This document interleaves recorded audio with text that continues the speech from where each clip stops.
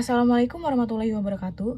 Nama saya Ika Aura Nurani dari kelas 4C dengan NIM 22252210063. Saya di sini akan menjelaskan beberapa materi dari mata kuliah Evaluasi Pembelajaran Matematika.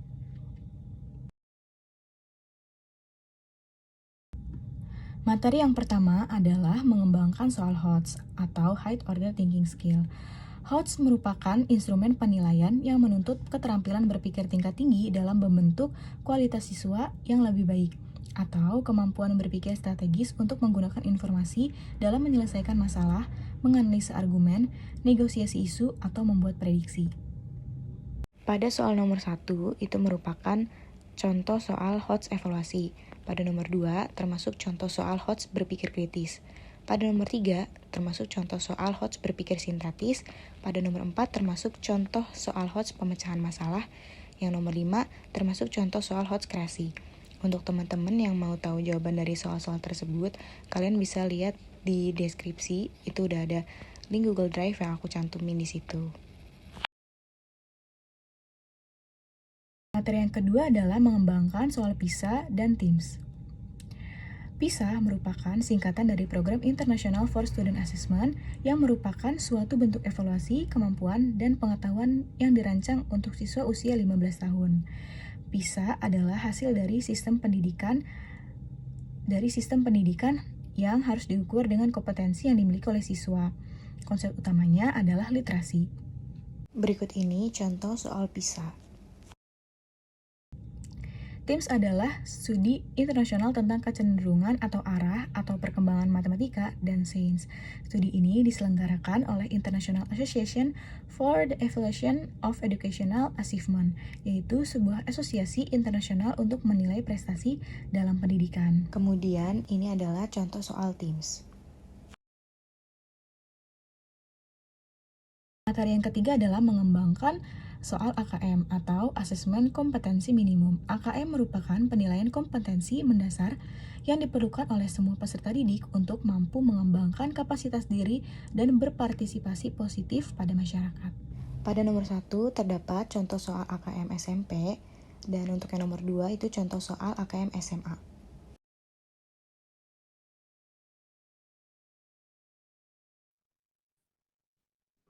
Baik, materi yang selanjutnya itu adalah menghitung validitas dan reliabilitas soal. Nah, berikut ada soal-soal yang bakal dihitung validitasnya dan reliabilitasnya. Di sini ada 5 soal ya. Nah, berikut ada tahap-tahap dalam perhitungan validitas ini. Yang pertama itu, tahap yang pertama itu adalah menghitung harga korelasi antara skor setiap butir dengan skor total dengan rumus persen produk momen. Ini rumus yang ada di Excel ya. Berikut ini rumus terhitungnya. Terus tahap yang kedua yaitu adalah menghitung harga T dengan rumus uji T. Berikut rumus T hitungnya.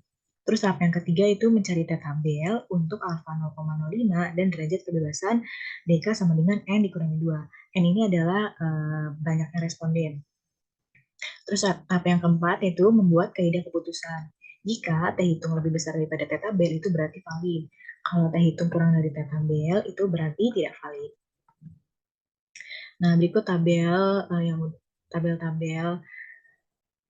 tabel respondennya serta jumlah nilainya. Setelah dihitung di Excel ya, di sini keterangannya bahwa terdapat 1 soal yang invalid dan terdapat 4 soal yang valid. Terus yang selanjutnya itu menghitung reliabilitas soal. Menghitung reliabilitas soal ini rumusnya seperti ini. Nah, berikut juga udah ada tabelnya, tabel respondennya. Terus di sini diketahui didapatkan reliabilitas soalnya adalah 0,1724454.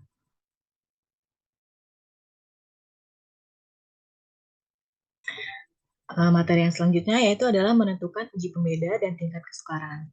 Yang pertama itu kita untuk menentukan daya pembeda terlebih dahulu. Karena di sini kita ditugaskannya itu minimal 3 kelas, jadi di sini data hasil angketnya itu 60 responden dengan jumlah 5 soal. Nah, berikut itu datanya. Karena dalam menghitung pembeda dalam menentukan uji pembeda itu harus diurutkan dulu ya datanya terlebih dahulu dari yang paling besar, total yang paling besar ke total yang paling kecil. Jadi ini diurutkan terlebih dahulu. Nah, setelah diurutkan baru kita bisa menghitung daya pembedanya. Nah, berikut ini rumus daya pembedanya, yaitu adalah rata-rata skor kelas atas dikurangi rata-rata skor kelas bawah dibagi skor maksimal. Nah, berikut ini kriteria daya pembedanya. Kalau misalnya daya pembedanya kurang dari 0,2 itu masuk ke dalam kategori jelek. Kalau daya pembedanya kurang dari 0,2 atau kurang dari 0,4 itu masuk ke dalam kategori cukup. Kalau daya pembedanya, maaf ini kesalahan harusnya 0,4. Kalau daya pembedanya lebih dari 0,4 dan kurang dari 0,7 itu masuk ke dalam kategori baik. Kalau daya pembedanya lebih dari 0,7 itu masuk ke dalam kategori baik sekali. Nah, di sini setelah dihitung daya pembedanya, kita mendapat kesimpulan berdasarkan perhitungan uji daya pembeda pada data dengan 60 responden dan 5 soal itu diperoleh terdapat 3 soal yaitu nomor 1, nomor 2, dan nomor 3 itu termasuk ke dalam kategori jelek. Terus dan 2 soal yaitu nomor 4 dan nomor 5 itu masuk ke dalam kategori cukup. Yang selanjutnya itu menghitung tingkat kesukaran.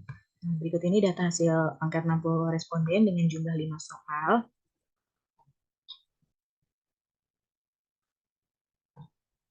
Nah, ini berikut ini rumus tingkat kesukaran. Tingkat kesukaran itu dibagi skor maksimal. Dibagi skor maksimum tiap soal. Nah, berikut kriterianya. Kalau tingkat kesukaran yang kurang dari 0,3 itu termasuk dalam kategori sukar. Kalau tingkat kesukaran lebih dari 0,3 atau kurang dari sama dengan 0,7 itu termasuk ke dalam kategori sedang. Kalau tingkat kesukarannya lebih dari 0,7 itu termasuk ke dalam kategori mudah. Nah, berikut ini sudah dihitung ya tingkat kesukarannya sehingga mendapatkan kesimpulan berdasarkan perhitungan uji tingkat kesukaran pada data dengan 60 responden dan 5 soal itu diperoleh bahwa terdapat 4 soal yaitu nomor 1, nomor 2, nomor 3, dan nomor 4 itu masuk ke dalam tingkat kesukaran sedang. Sedangkan satu soal yaitu nomor 5 memiliki kriteria tingkat kesukaran mudah.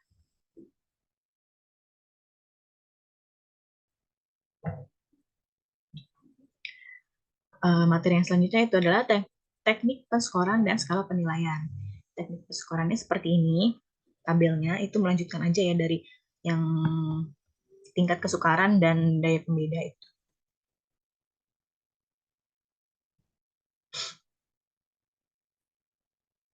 Nah, cara menghitung nilai akhirnya, nilai akhir ini itu skor perolehan dibagi skor maksimum dikali 100. Di sini dengan keterangan kalau nilai 90 sampai 100 itu sangat baik, 70 sampai 80 itu baik, 50 sampai 60 itu cukup, kalau kurang dari 50 itu kurang. Nah, di sini ada skala penilaiannya, skala penilaian 0 sampai 100, skala 1 sampai 4, terus predikat pengetahuannya. Bisa dilihat ya di sini. Dari predikat A sampai ke D. Dari nilai 100 sampai ke 0, dari skala 4 sampai 1. Untuk contoh aja ya, misalnya kita pakai responden ke 60. Ini kan jumlah nilai akhirnya itu 80. Berarti kalau 80 itu keterangannya di sini baik. Nah, untuk skala penilaiannya itu masuk ke yang B+, masuk ke yang sini. Itu skalanya 3,33, terus predikat pengetahuannya B+. Sekian dari saya, kurang lebihnya mohon maaf. Wassalamualaikum warahmatullahi wabarakatuh.